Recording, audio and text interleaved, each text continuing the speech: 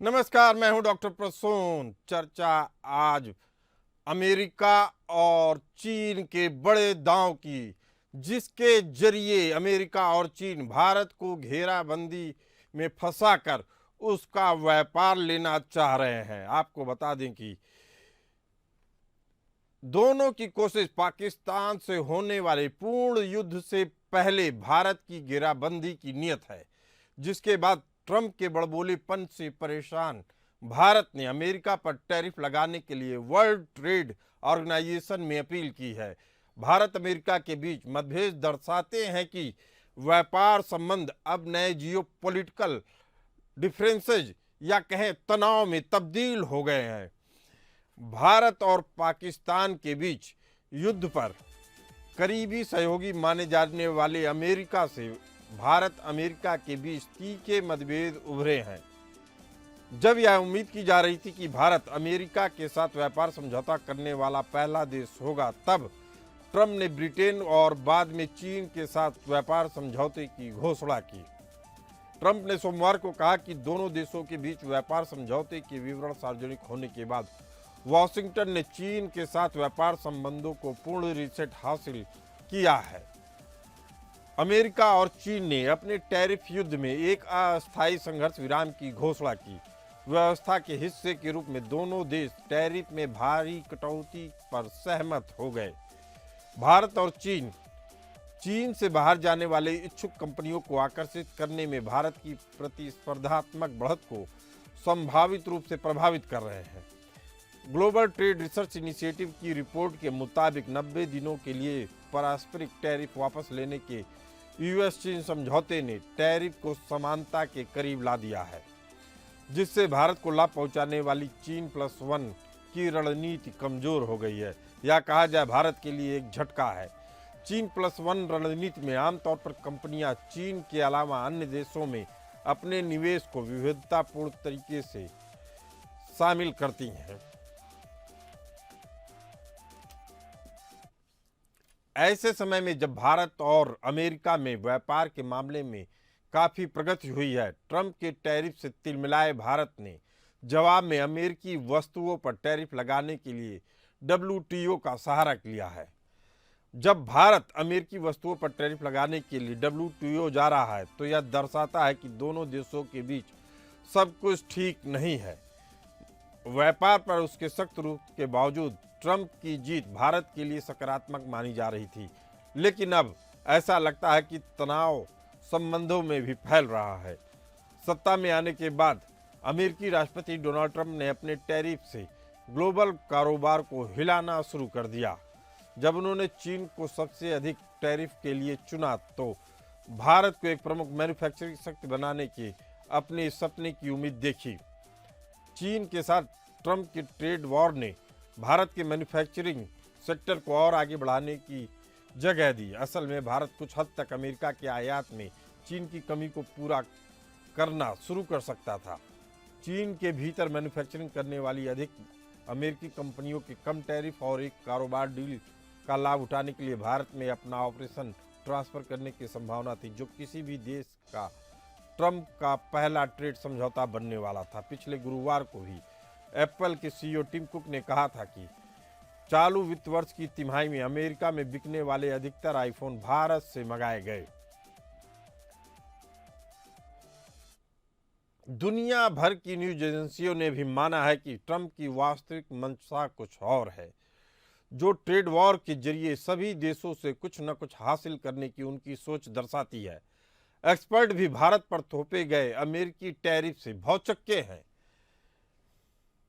शुरू में अमेरिका ने ब्रिटेन और चीन के साथ सौदे कम कर दिए थे, लेकिन भारत पाकिस्तान तनाव के बीच अमेरिका ने यू टर्न ले लिया। रॉयटर्स ने बताया कि भारत स्टील और एल्युमिनियम उत्पादों पर वाशिंगटन के टैरिफ का मुकाबला करने के लिए अमेरिका में बने कुछ प्रोडक्ट्स पर आयात शुल्क लगाने पर विचार कर रहा है। इसके लिए विश्व व्यापार संगठन को एक दस्तावेज सौंपा गया है। डब्ल्यूटीओ में भारत ने इस कदम को आश्चर्यजनक इसलिए माना जा रहा है क्योंकि यह तब हुआ जब अमेरिका और भारत के बीच एक सहज ट्रेड डील के लिए अधिकांश दूरी बनाई गई।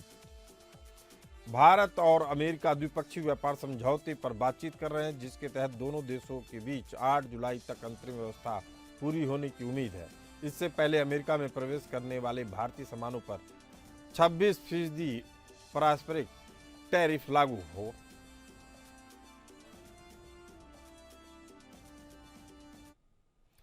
भारत पाकिस्तान संघर्ष, जिसके बारे में ट्रंप ने दावा किया था कि उन्होंने अमेरिकी मध्यस्थता के माध्यम से इसे सुलझा लिया है, लेकिन कुछ समय पहले ही तनाव को और भी बढ़ा दिया उनके इस बयान ने। बड़बोलेपन के शिकार अमेरिकी राष्ट्रपति ट्रंप ने अपने फैसलों से मीडिया और पॉलिटिकल एक्सपर्ट को भी चौंका दिया।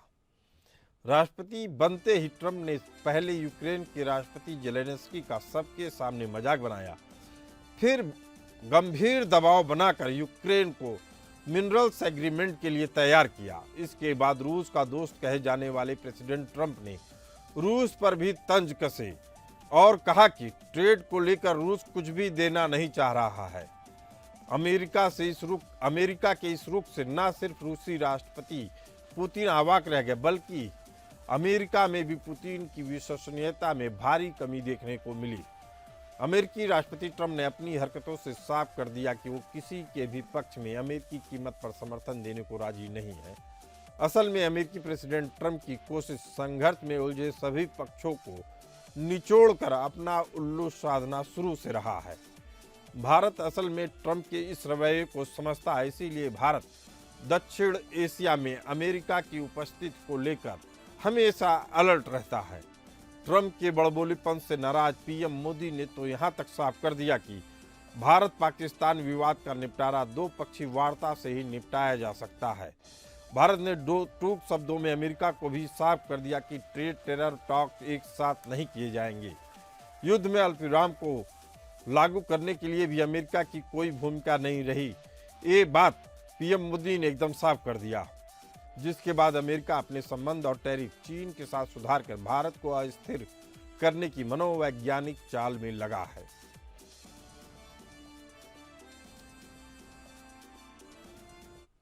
इसी मुद्दे पर चर्चा करने के लिए हमारे साथ मौजूद हैं हरिमोहन कौशिक जी, वॉर रिसर्चर, और कर्नल अभय स्वरूप जी, डिफेंस एक्सपर्ट। आप दोनों मेहमानों का बहुत बहुत स्वागत है।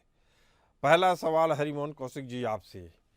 अमेरिका अपने हितों को पहले देखता है, क्षेत्रीय संतुलन बनाए रखना चाहता है, तो क्या इसका मतलब है कि वह पाकिस्तान की आतंकवादी सरकारी पॉलिसी के साथ है? अभी उनकी आवाज हमारे साथ नहीं मिल रही है। हम बात करते हैं कर्नल अभय स्वरूप जी से। अभय जी, जो सवाल मैंने हरिमोहन कौशिक जी से पूछा वही सवाल आपसे पूछ रहा हूं। अमेरिका अपने हितों को सबसे पहले देखता है, उसके बाद वह क्षेत्रीय संतुलन को भी बनाए रखना चाहता है। इसका मतलब है कि क्या अमेरिका पाकिस्तान की आतंकवादी पॉलिसी के साथ है? नमस्कार जी। आपका जो आज टॉपिक है वो ट्रेड रिलेटेड ज़्यादा है, डिफेंस रिलेटेड कम है, लेकिन तब भी मेरे पे जो जानकारी है उसके साथ अपने व्यूज शेयर करूंगा मैं। जी। जैसा कि आप जानते हैं, जब से ट्रंप आए हैं जी। उन्होंने अमेरिका फर्स्ट की पॉलिसी अपनाई हुई है। उसमें उन्होंने पहले हैवी टैरिफ सब पे लगाया, चाइना पे लगाया, इंडिया पे भी लगाया 27%, और दुनिया यूरोपियन यूनियन पे भी लगाया, सभी कंट्रीज पे लगाया। अब जो है वो नेगोशिएट कर रहे हैं चाइना के साथ, जिसमें उन्होंने पहले तो अभी थोड़े दिन के लिए बैन कर दिया है और उसके बाद कहा है कि दोनों कंट्रीज जो हैं अपने टैरिफ को कम करेंगे। एक आशा बंदी थी कि ये टैरिफ वॉर जो बिटवीन अमेरिका और चाइना के साथ है उसका कुछ लाभ इंडिया को मिलेगा। अब जैसा आपने अपने ओपनिंग में कहा कि वो लाभ अब दिखता हुआ हिंदुस्तान को नजर नहीं आ रहा है। मेरा मानना है हर कंट्री अपने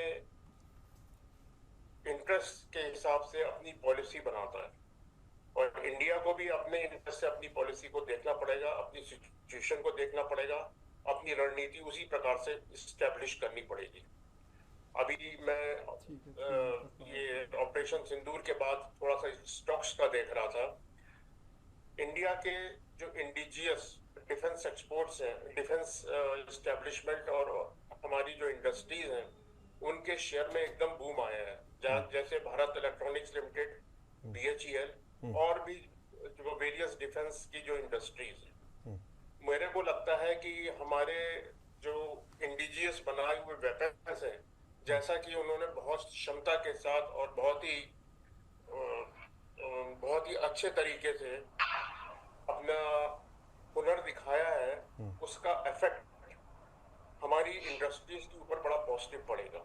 हमको भी अपने आप को आत्मनिर्भर की पॉलिसी करते हुए, अपने नए क्लाइंटेज को ध्यान में रखते हुए, कर्नल अभय स्वरूप जी, मेरा सवाल बस इतना है कि बाकी लोग भी डिप्लोमेसी अपनाते हैं, लेकिन अमेरिका तो लग रहा है जैसे यूक्रेन और रसिया के साथ किया, मतलब दोनों को निचोड़ा। अगर रसिया को नहीं निचोड़ पा रहा है तो उसकी एक तरीके से इंसल्ट करता है, कहता है कि आपके पास कुछ देने के लिए नहीं है।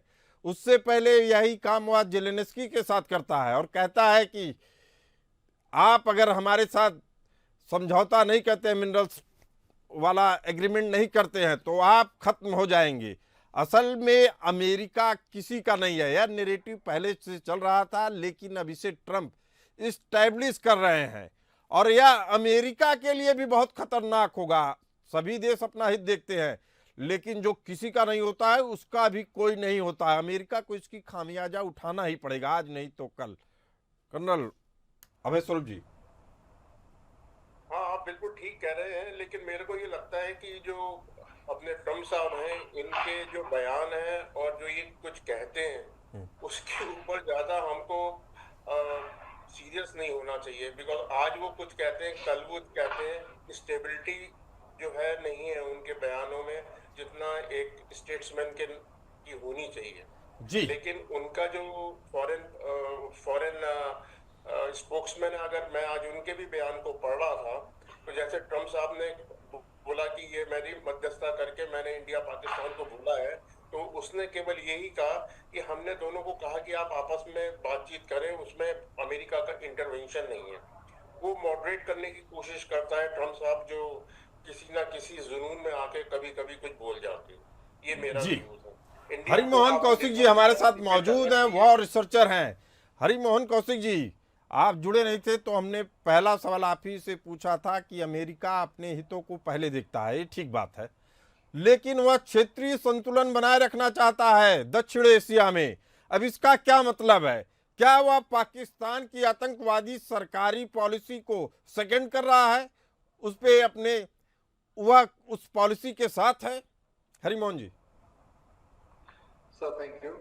सर, जैसे क्लास में एक बिगड़ा हुआ बच्चा होता है, वो बिगड़ा हुआ बच्चा हमेशा कुछ ना कुछ शरारत करता रहता है जी।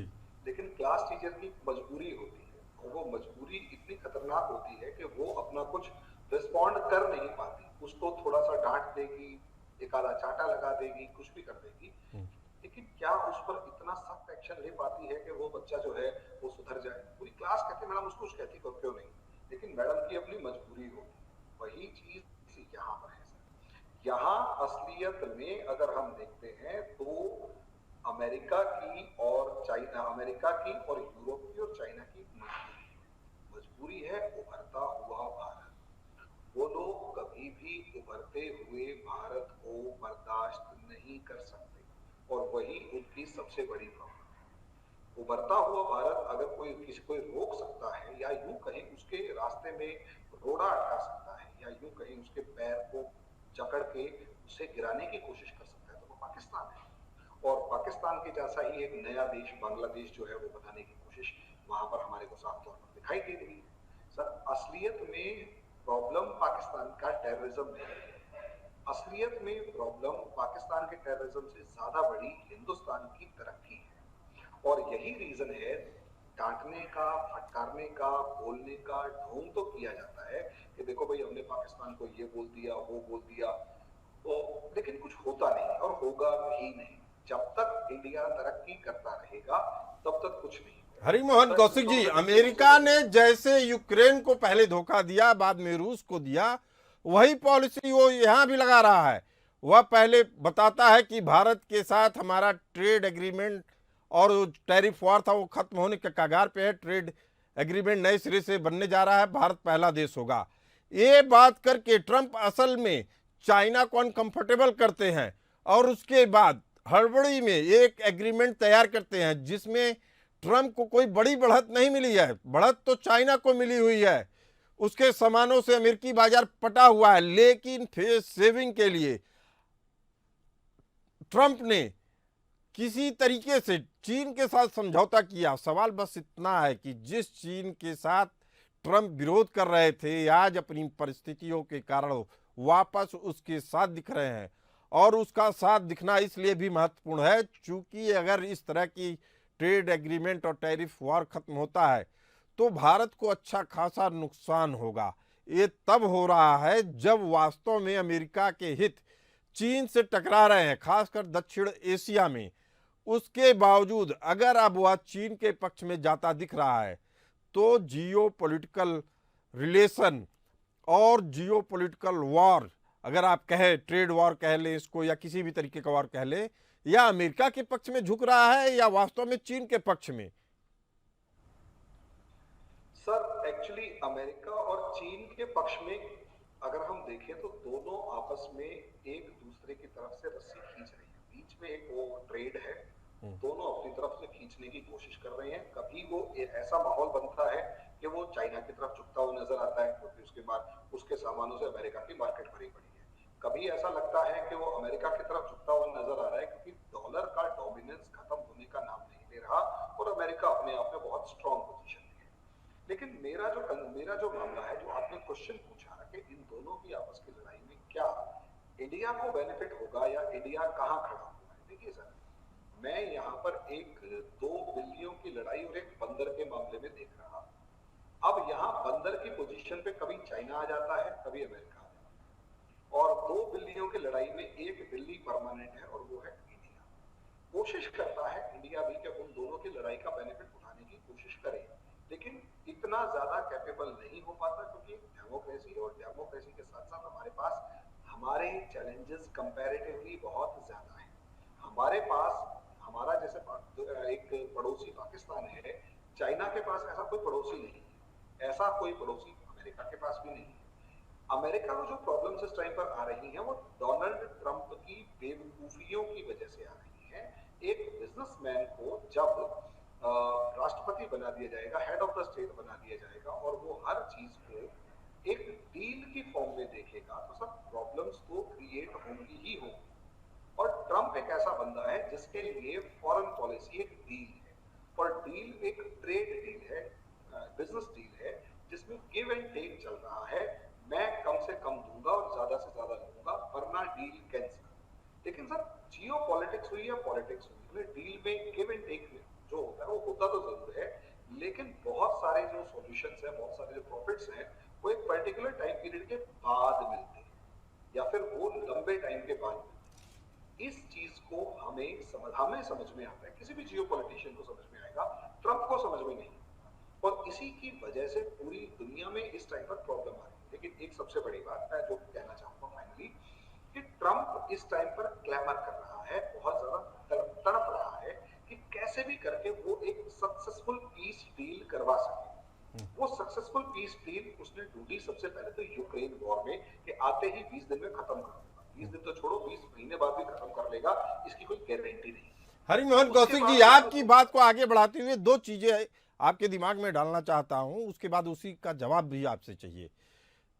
जब तक सत्ता में प्रेसिडेंट ट्रंप नहीं आए थे तब तक माना जाता था कि वह पुतिन के करीबी हैं और रूस के लिए बड़ी बढ़त मिल सकती है उनके सत्ता में आने के बाद। हुआ उल्टा, वह न यूक्रेन के रहे न रसिया के रहे। जब हमास से युद्ध कर रहा था इजरायल, तो अब जो पॉलिसी लेके ट्रंप नए पॉलिसी लेके आए हैं, हमास से सीधा समझौता कर रहे हैं। एक बंदी को छुड़ाने के लिए उन्होंने अमेरिका की तरफ से हमास को कई तरह के वादे कर दिए हैं। इजरायल उससे अलग हो चुका है, यानी यहां भी इस क्षेत्र में भी अमेरिका न इजरायल का हुआ, न फिलिस्तीन का हुआ, न हमास का हुआ, न किसी का हुआ। ताजा सूचना ये आ रही है कि सीरिया से भी इन्होंने समझौता कर लिया। जिस राष्ट्रपति के ऊपर इन्होंने 85 करोड़ रुपए का इनाम रखा था, उसके साथ ये सेकंड कर रहे हैं, हाथ मिला रहे हैं। अब दुनिया देख रही है कि इनका दोहरा चरित्र, इनके ऊपर भरोसा करना दुनिया को डुबाता कैसे है। तीसरा उदाहरण भारत और पाकिस्तान का रहा। चीन के खिलाफ ट्रंप ने बार बार भारत को आगे बढ़ाया और बार बार यह साबित करने की कोशिश की कि किसी भी तरीके से अगर युद्ध होता है या कोई भी ऐसी विकट स्थिति आती है तो अमेरिका भारत के साथ खड़ा रहेगा। ये तो भारत की कूटनीतिक जीत मानिए या कूटनीतिक सफलता कि उसने रसिया को नहीं छोड़ा, इजराइल को नहीं छोड़ा, किसी भी देश को, अपने दोस्तों को नहीं छोड़ा, जिसका फायदा आज उसको मिल रहा है। लेकिन जो भी देश अमेरिका के भरोसे रहता है उससे अच्छा खासा नुकसान होता है।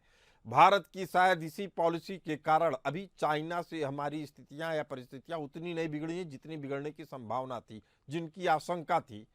हरिमोहन कौशिक जी, क्या पूरी दुनिया में अमेरिका बदनाम होगा? उसका नुकसान कुछ दिनों बाद क्या अमेरिका को नहीं मिलेगा? सर, अमेरिका बदनाम पहले भी था जब वो वियतनाम वॉर लड़ रहा था। उससे पहले कोरियन पेनिनसुला का जब वॉर लड़ा तब भी बदनाम था। उसके बाद जब सूडान में बॉम्बिंग करी, यूगोस्लाविया में बॉम्बिंग करी, उसके बाद सोमालिया के अंदर बॉम्बिंग करी, हर जगह पर अमेरिका बदनाम रहा है। सवाल ये है कि क्या उसे परवाह थी? आंसर है नहीं। इस बार हम इसलिए डिस्कस कर रहे हैं क्योंकि जो कॉम्प्लेक्स जियोपॉलिटिकल सिनेरियो अमेरिका ने क्रिएट कर रखा था, या जिस कॉम्प्लेक्स जियोपॉलिटिकल गेम को अमेरिका खेल रहा था, वहां उसको खेलने के लिए एक इनकम्पिटेंट रूलर आकर बैठ गया है। ट्रंप को ये कॉम्प्लेक्सिटी ऑफ जियोपॉलिटिक्स और विजनरी अप्रोच के साथ जियोपॉलिटिक्स चलाना नहीं है। मुझे लग रहा है हरिमोहन कौशिक जी, जिस तरीके से जिस जियोपॉलिटिक्स की बात हम लोग करते हैं वह नए तरीके से उसको परिभाषित करना चाह रहे ट्रंप। हमारे साथ कर्नल अभय स्वरूप जी हैं। अभय स्वरूप जी, सऊदी अरब जाते हैं ट्रंप और 12 लाख करोड़ का रक्षा सौदा करते हैं। क्या ये सौदे सऊदी अरब को कोई विशेष बढ़त दिलाएंगे उस क्षेत्र में, या असल में अमेरिका को ही बढ़त दिला रहे हैं उस क्षेत्र में? जैसा कि दूसरे हमारे जो पैनल में एक एक्सपर्ट हैं उन्होंने कहा, ट्रम्प जो है एक बैलेंस माइंड पर्सन नहीं है जी। उनकी जो पॉलिसी है वो आज कुछ है कल कुछ है, जिसे साइनोसोडियल वेव कहते हैं, वो देखने को मिलती है। बट मेरा मानना है कि समय के साथ उनका जो प्रशासन है उसको पूरे विश्व की जियोपॉलिटिकल सिचुएशन देके उनको समझाना पड़ेगा, और उनके पास कोई ऑप्शन नहीं रहेगा एक्सेप्ट समझने के कि आज के तारीख में अमेरिका को सबसे बड़ा खतरा कहां से है। जो मेरा मानना है वो चीन से, और उसके लिए क्वाड कंट्रीज का हम लोग हैं जिसमें इंडिया भी है, ऑस्ट्रेलिया भी है, जापान भी है, अमेरिका भी है, हम हैं। तो कहीं ना कहीं हमको उस क्वाड को मजबूत करना पड़ेगा, क्योंकि आज की तारीख में अमेरिका का जो अपॉर्चुनिस्टिक या उनका डोमिनेंस है उसको खतरा केवल इंडिया से नहीं है, रशिया से नहीं है, बल्कि चाइना से। वो उनके जो पॉलिसी मेकर हैं वो आज नहीं तो कल उनको ट्रम्प को ये बात समझाएंगे, और फिर आके उसको एक स्टेबिलिटी मेंटेन करनी पड़ेगी। अदरवाइज उनकी बात का कोई वजन नहीं रह जाएगा, और उनकी जो पॉलिसी है वो पूरे जियोपॉलिटिकल सिचुएशन को हिला के रखेगी। चलिए हरिमोहन कौशिक जी, जिस तरीके की परिस्थितियां बन रही हैं, अमेरिका को ये लगने लगा है, खासकर ट्रंप को, कोई मेरे साथ रहे या ना रहे, हम अपने देश में पैसे की भरमार कर दे रहे हैं। 12 लाख करोड़ रुपए सऊदी अरब से आ गया, यूक्रेन से मिनरल्स वाला एग्रीमेंट हो गया, आर्म ट्विस्टिंग करके रसिया से भी वही काम करवाने की कोशिश कर रहे हैं, तुर्की से ऑलरेडी समझौता हो रहा है, तुर्की कंगाली के कगार पे पहुंच चुका है। ऐसी स्थिति में क्या मुस्लिम देशों की एक तरीके से तो आर्म ट्विस्टिंग करते हैं, उनसे पैसे वसूलते हैं, दूसरी तरफ भारत जैसे देशों को आतंकवाद के लिए अभिशप्त रहने के लिए मजबूर करते हैं। क्या दुनिया की संस्थाएं जैसे संयुक्त राष्ट्र संघ है, संयुक्त राष्ट्र सुरक्षा परिषद है, इन लोगों को समझ में नहीं आ रहा है? और आ रहा है तो क्या ये अमेरिका के टुकड़े पे पलने की इतने आदी हो चुके कि इनकी आवाज निकलनी बंद हो गई है? जबकि मुस्लिम देशों के बारे में अगर बात करनी हो तो इनकी आवाज बड़ी जम के निकलती है। कारण क्या है हरिमोहन जी? सर देखिए, ऑर्गेनाइजेशन ऑफ इस्लामिक कॉपरेशन की अगर आप बात करेंगे तो वो एक ऐसा ऑर्गेनाइजेशन है जो अमेरिका का ही पपेट है। जितने अरब कंट्रीज हैं, चाहे वो कतर हो गया, चाहे वो सऊदी अरेबिया हो गया, दोनों के दोनों पूरे तरीके से अमेरिका के ऊपर डिपेंडेंट है, अमेरिका के रहमो करम के ऊपर है। भले ही ये पैसे की भरमार दिखाई दे रही हो कि इनके पास अंधा पैसा है, लेकिन सच्चाई ये है सब, इनके पास पैसे को दूर दूर तक अगर आप देखेंगे ना, पैसे से ज्यादा इंपॉर्टेंट फैक्टर यहाँ पर ये है कि इनकी सिक्योरिटी जो है, फियर फैक्टर जो है वो दिखाई दे रहा है, और इनकी सिक्योरिटी जो है इनके हाथ में नहीं है, पहली बात। वहीं अगर हम दूसरी बात देखते हैं तो वहां हमें दिखाई देता है कि ये लोग जो दूसरा जो इंटरनेशनल ऑर्गेनाइजेशंस है सर, IMF के अंदर सबसे बड़ा स्टेक जो है वो अमेरिका का है। यूनाइटेड नेशंस जितना भी है उसका जो भी फंड जाता है, जो भी पैसा जाता है, वो अमेरिका की तरफ से जाता है, बहुत बड़ा अमाउंट। WHO से लेकर कई दूसरी ऑर्गेनाइजेशंस के अंदर अमेरिका ने फंडिंग रोक दी थी, जिसकी वजह से प्रॉब्लम ये आई कि उनको बहुत सारे अपने जो प्रोग्राम थे वो बंद करने पड़े। इससे हमें समझ में आता है कि अमेरिका ने कितने मजबूती के साथ, कितने स्ट्रॉन्गली सारी की सारी इंटरनेशनल ऑर्गेनाइजेशंस को अपने कब्जे में ले रखा। और हमें नहीं भूलना चाहिए 1945 में जब सेकेंड वर्ल्ड वॉर खत्म हुआ था, तो उसके बाद जब ये ऑर्गेनाइजेशंस बनी थी तो वो असलियत में विक्टर पावर्स ने बनाई थी, किसी भी लूजिंग साइड को नहीं लिया गया था। जर्मनी से लेकर उस टाइम पर जापान से लेकर और दूसरी इटली से लेकर जितने भी कंट्रीज जो हार गए थे उनको तो उठा के साइड में रख दिया था, और सिर्फ 5 विक्टर पावर्स जिसमें से रशिया को वो नहीं लेना चाहता था लेकिन इग्नोर नहीं कर सकते। तो ऐसी सिचुएशन में मेरा मानना है कि अमेरिका के बनाए हुए ये जो इंटरनेशनल ऑर्गेनाइजेशंस हैं, ये अपने आका के खिलाफ कैसे जा सकते हैं, मुझे ये समझ में नहीं आता।